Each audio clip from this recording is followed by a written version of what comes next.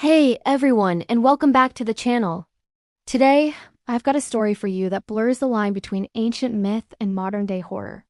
It's a tale that starts with celebration and ends in chilling suspense, reminding us that some traditions are best left undisturbed. This is the story of Priya and Anjali, and the night the Asura flames burned too bright. Our story begins in the heart of a bustling Indian city, shimmering under the glow of Diwali, the festival of lights.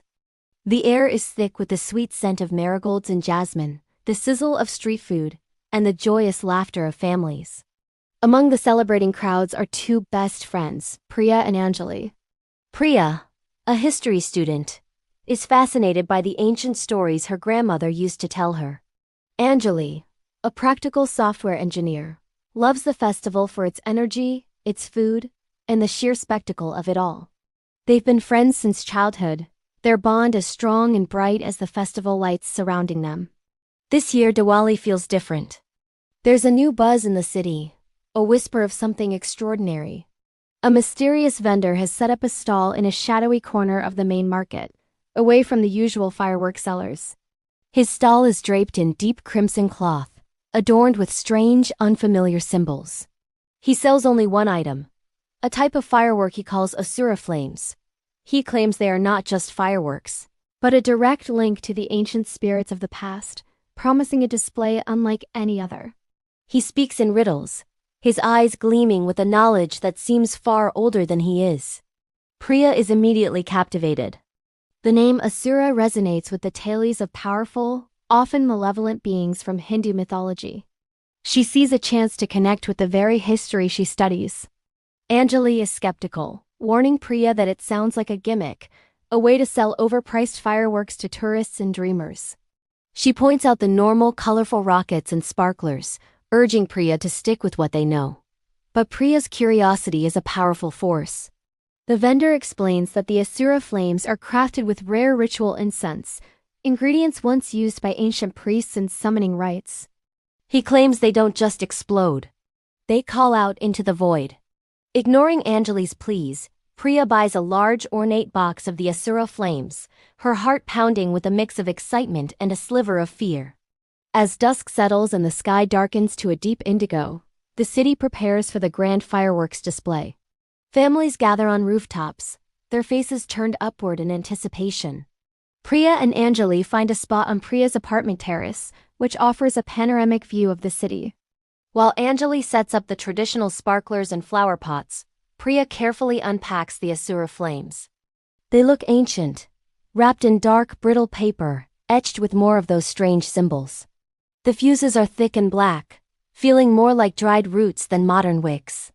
Anjali shivers, remarking how they feel cold to the touch, despite the warm evening air. The city's official fireworks begin, painting the sky with bursts of gold, green, and sapphire. It's a beautiful, familiar symphony of light and sound. Then Priya decides it's time. With a steady hand, she lights the first Asura flame. It doesn't shoot into the sky with a whistle. Instead, it burns with an eerie, silent crimson glow. A thick, coiling plume of dark smoke rises, carrying with it a scent that is both sweet and acrid, like burnt sugar mixed with something metallic and old. The smoke doesn't dissipate. It hangs in the air, twisting into unnatural shapes, almost as if it's alive. Priya lights another, and then another. Soon, a thick pulsating cloud of red-black smoke hovers above their building, a stark and unsettling contrast to the joyful fireworks exploding all around them. Anjali feels a growing dread, a primal instinct screaming that something is terribly wrong. She begs Priya to stop, but Priya is mesmerized, watching the smoky tendrils dance and writhe. That's when the first change occurs. The cheerful sounds of the festival below begin to warp. The laughter of children starts to sound like mocking whispers. The rhythmic beat of festive music distorts into a slow, menacing drumbeat. The air grows heavy and cold, and the other fireworks lighting up the sky seem to dim, as if a shadow is falling over the entire city. Anjali grabs Priya's arm, her voice trembling. "Priya, do you feel that? Something is coming." Priya, finally snapping out of her trance, feels it too. A palpable sense of malice is pressing in on them from all sides. The smoke from the Asura flames coalesces, no longer just a cloud, but a gateway. From the swirling heart of that dark portal, figures begin to emerge. They are not human. Tall and gaunt, with skin the color of ash and eyes that burn like hot coals, they move with a disjointed, predatory grace. They are the Asuras, pulled from their realm by the scent of the ritual incense. They descend onto the rooftops, their silent arrival unnoticed by the mesmerized crowds below. Their shadows stretch long and distorted in the flickering light of the distant fireworks. One of them lands on a nearby building, its head turning with an unnatural jerk, its glowing eyes fixing directly on Priya and Anjali. It knows who summoned them. Panic seizes the two friends. They scramble back from the edge of the terrace, knocking over pots and furniture in their haste. They rush for the door leading back into the apartment, their breath catching in their throats. Behind them, they hear a sound that will haunt their nightmares forever, a low, guttural chittering, the sound of ancient hunger. They slam the heavy wooden door shut and bolt it, their hearts hammering against their ribs. The chittering is closer now, right outside the door, followed by a sharp scratching sound, as if long claws are testing the wood. Anjali, sobbing, fumbles with her phone, her fingers too shaky to dial. Priya, her mind racing, remembers her grandmother's stories. The Asuras were not just monsters. They were beings with weaknesses. They were repelled by purity, by light, and by certain sacred sounds. While the scratching at the door grows more frantic, Priya ransacks her grandmother's old prayer room, a small quiet space she usually ignores.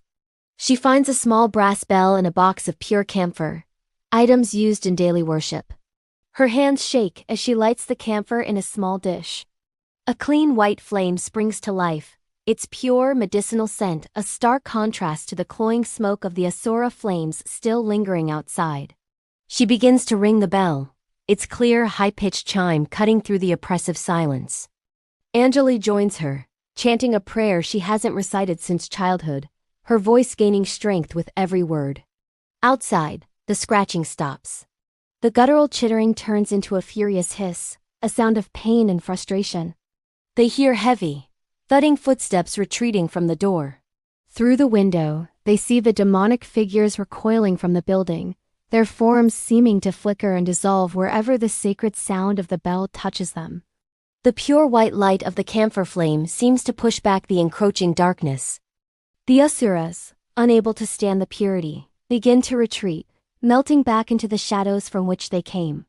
The oppressive atmosphere starts to lift, and the familiar, cheerful sounds of the Diwali festival slowly filter back in, no longer distorted. As dawn approaches, the last of the shadows recede. The city is quiet now, recovering from its night of celebration. Priya and Anjali, exhausted but safe, peer out from their fortress of an apartment. The sky is clear.